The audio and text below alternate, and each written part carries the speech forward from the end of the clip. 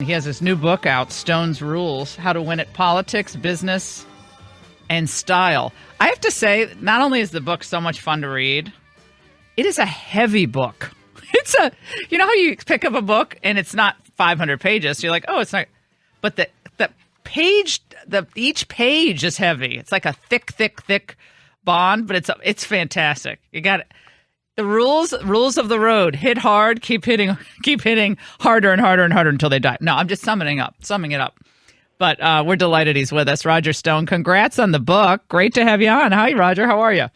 Laura, great to be here. You know, I had the book printed on a heavy stock because I think people are going to mark it up. They're going to dog-ear it. They're going to return to it again and again. And I wanted it to stand up over time. I mean, this is a practical, handy volume. This could be for some of our folks what Saul Alinsky's manual is for the left. Yeah, so rules for radicals. To stand the test of time. You know what? I'm skipping around because there's so many great lines and great moments in this book, but I love Rule 21 because to me, it doesn't really apply to Donald Trump, although we can always wish, because great leaders are detached. Tell us about that, because Donald Trump never forgets a slight. Like, I just tweeted something about China, and I know I'm going to hear about it. He does and he doesn't. I mean, why would he appoint Sheila Habib Powell to his White House staff, for example? Sometimes he amazes me in that he has surrounded himself with people who hate his guts, didn't vote for him, don't want him to be president, don't want him to continue to be president. Let me name one, for example. H.R. McMaster, for example. Now, fortunately, he's had the good sense to get rid of him, but I think the president has been disserved by a number of people because he actually believed, as we have seen in previous presidential elections, that after he was elected, the country would come together and he'd have a honeymoon and he would be allowed to govern. We're going to have 4% economic growth in the next quarter. He's doing an unbelievable job despite the daily attacks on him from the two-party duopoly in Washington that really wants to remove him, and has extraordinary resolve to do so no matter what. Now, Roger, the story that broke a couple of weeks ago, really, when Kim Strassel first raised it, and now we're learning more and more about this Schiff Halper, who was obviously working for the FBI. They were redacting his name from documents, and Devin Nunes wants the documents to be unredacted because his name is out there. There's no issue with outing an FBI informant, but they actually planted him in conversations with people like Sam Clovis and George Papadopoulos and Carter Page to try to get information or plant information, it looks like. I first wrote about Stephen Halper and his intelligence connections and his role in stealing Jimmy Carter's briefing book in my book, The Bush Crime Family, which you can get on Amazon.com or Barnes & Noble today. I've actually played poker with Steph Halper. He's a hell of a poker player. But notice the intelligence agencies said, oh, no, we can't spit up his name because it would reveal our methods and it would endanger lives. Well, it's endangered nobody's lives. It's endangered the future of those officials in the Obama administration who broke the law by infiltrating Donald Trump's campaign with this thug. And their methods need to be exposed if these are their methods. I worked for Nixon. I remember very specifically what he went down for. Surveillance of his opponent's headquarters and infiltrating George McGovern's campaign with spies. The difference was the Nixon people did it with private parties and they bungled it. In this case, the Obama administration has used the authority and the capability of the state to surveil Donald Trump's campaign and to infiltrate his campaign. Somebody has to go to jail for these unconstitutional, big picture, violations. Dershowitz was on with me earlier, and Roger, he said it used to be that the ACLU cared about things like the FBI spying on organizations, as they did in the anti-war movement. They embedded in the anti-war movement, find out if there's any communist infiltration. And now the ACLU basically complicit with all the silent. They don't have a problem with it. Well, and the Washington Post and the New York Times trying to tell us that the FBI infiltrated Donald Trump's campaign to look for Russian surveillance. No, they infiltrated his campaign to plant faux evidence of Russian collusion. How stupid do they think we are? It's breathtaking in their dishonesty. Now, Roger, do you you really do expect, or you're prepared to be indicted? As you know, we heard that back and forth. Those are not the words that I would choose to use. But it's now abundantly clear that the special counsel, having come up empty-handed in terms of Russian collusion, having come up empty-handed in the idea that I was trafficking in allegedly hacked emails with WikiLeaks or Julian Assange, coming up empty-handed by the claim that I knew about John Podesta's emails being obtained and published in advance. I think we demolished that on your show the other night. Mm-hmm. Yeah, I think they're perfectly capable now of conjuring up some other extraneous offense for one simple reason, Laura. They want to shut me up. They don't want me going on the Laura Ingraham angle. They don't want me going on with Sean Hannity. They don't want me going on InfoWars. They don't want me writing in the Daily Caller. Because I think I've been an effective critic of the excesses and partisan nature of the Mueller probe. So I have no idea. But for any American, it's a chilling experience to know that I have been subjected to a FISA warrant. That the FBI and Mr. Mueller have been through all my emails, all my text messages, all my phone calls. You can only be subject to a FISA warrant if you're engaged in espionage on behalf of a foreign power. I wasn't. So what was the basis for their FISA warrant on me that was reported on page 1 of the New York Times on January 20th, 2017? I've talked to the Times reporters. They do not retract that story. They insist it is solidly sourced, and I believe them in this case. So if they want to bring some action against me, if they want to fabricate some offense on my part, we're going to get right to that question about how they knew about things that are in my email. Ted Malek was detained at the airport because of something they read in my email. It's a dead end. It's a wild goose chase, but that's why they nabbed him. I need to know why, on what basis they're spying on me. Is it because I supported Donald Trump? Is it because I advocated the election of Donald Trump?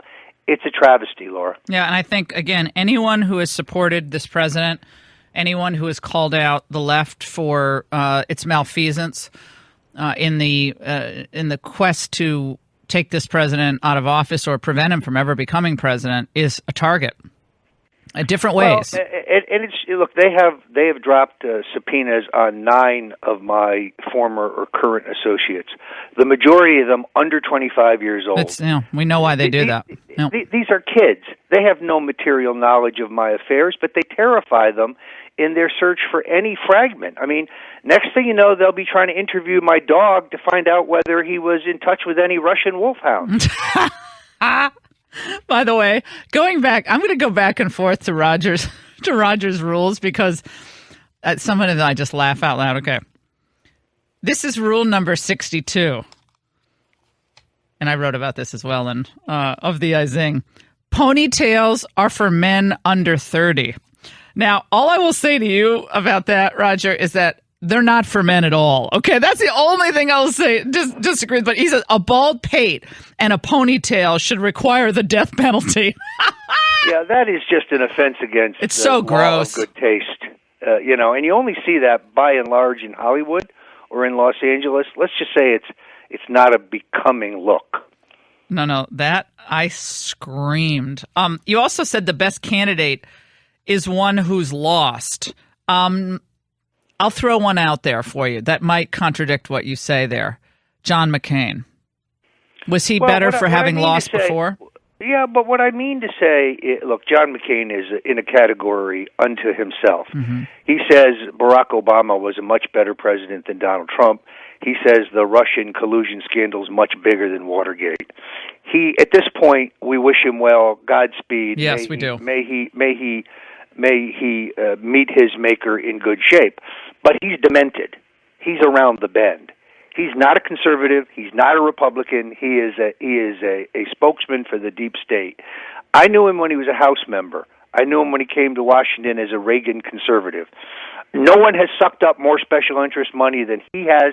No one who has become a caricature of what he was more than John McCain. But, God bless him, and may God keep him. Yeah, I agree. Well, John McCain is, he was such an inspiration to me when I was a young conservative. I mean, I was just, it was inspiring to see him. He was fighting for lower spending, and I mean, he was just down the line conservative, and like happens to a lot of people. They stay here and they stay here and they stay here, and there's a reason that Trump calls it a swamp. What I meant in that rule is that, and I'll give you an example. Tom Kean of New Jersey ran for governor in 1977, and he lost. He learned how it worked. He knew you couldn't get elected as a liberal Republican. He was a much better, meaning more effective candidate, having experienced defeat. At the beginning of the book, I use the famous quote from Theodore Roosevelt, who says, it's not the critic who counts, not the man who points out how the strong man stumbles or where the doer of deeds could have done them better. The credit belongs to the man who's actually in the arena, I would say man or woman, whose face is marred by dust and sweat and blood, who strives valiantly, who errs, who comes up short again and again, because there is not effort without error and shortcoming, but who actually strives to do the deeds, who knows the great enthusiasms, the devotions, who spends himself in a worthy cause, and who at the best knows in the end the triumphs of high achievement, and who at worst, if he fails, at least fails while daring greatly. So his place will never be with those cold and timid souls who know neither victory or defeat. That's what it's about, Laura. It's people like you who get in the arena, who aren't afraid to take the hits and the knocks when you fight for what you believe in. And there's no shame in losing. No. The only shame is not trying. I agree. And look, and John McCain is more of a globalist. He's a military interventionist. He's more of a Bush, obviously, Republican. Believes in if we have to go bankrupt to build the military up, then that's what we have to do. But I mean, and he shouldn't pose as he did fight for that virtue, because we remember the Keating 5 scandal extremely well. This guy is not what he used to be. He's not a conservative by any stretch of the imagination. But he's an American hero, and I mean, God bless him and his family. I mean, I've lost too many friends to glioblastoma, and it's just a horrific disease. Roger, this is what Adam Schiff. We have very little time. This is what Adam Schiff said about you. He invoked your name yesterday. Let's listen. Roger Stone is known for a lot of things. Candor really isn't one of them, and either his testimony before our committee was untrue or his public statements are untrue. Both cannot be fact because they're inconsistent with each other. His public comments that he never had contact with WikiLeaks, that he never had contact with the intermediaries of the Russians, are inconsistent with certain facts, but we were never allowed to follow the evidentiary trail. Quick hit on the way out, Roger. Look, you know how you can tell Adam Schiff is lying? His lips are moving. He had me under oath for 5.5 hours. My testimony was both complete and entirely honest and accurate. He had his chance. All the material he refers to was turned over to his committee. No Russian collusion, never received anything from WikiLeaks, never met Julian Assange, never spoke to Julian Assange. Adam Schiff needs to explain why he's having congressional fundraisers sponsored by a Ukrainian arms dealer while we're at it. Who's the Ukrainian arms dealer? Who is that? I have a long piece up on this. It is a fellow whose name is Pasternak. His name previously was Oleg Gladakovsky. Oh, I saw that. Okay. Yep. These are bad people, but why is Adam Schiff in bed with them? Look, I'll say this right now. Adam is welcome to come on my show, The War Room at InfoWars. I'll give him 1 hour, mano a mano, unedited. Bring it on, Adam. I don't think you got the cojones to show up. Da-da-da, da-da-da. Doing the Rocky theme, Stones Rules. Roger, it was so great having you on Thursday. Come back on the Ingram Angle soon. Love your book. It's so much fun. And it's just great. We love having you on. Thanks so much, Roger. We'll talk to you soon. We'll take